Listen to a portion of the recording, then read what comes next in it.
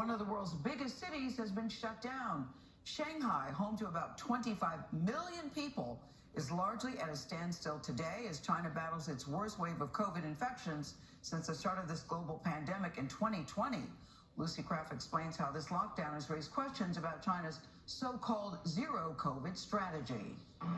Shanghai's lockdown was supposed to last just a few days, rolled out in stages to minimize disruption. But that plan has been abandoned. And now most of Shanghai, China's largest and wealthiest city, has been shut down, with no telling when life could get back to normal.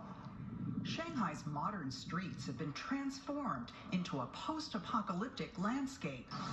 Residents have been barricaded into their homes, allowed out only for COVID testing. Even infants are being screened. Residents aren't allowed to walk their dogs. The only canines permitted on city streets are robots, broadcasting anti-infection tips. Frustration is so widespread over panic buying and persistent food shortages, it inspired a rap song.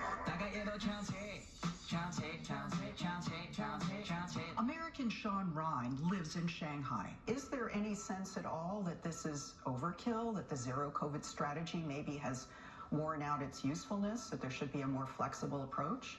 I think there are a lot of people in Shanghai who are saying, right now the medicine is worse than the disease.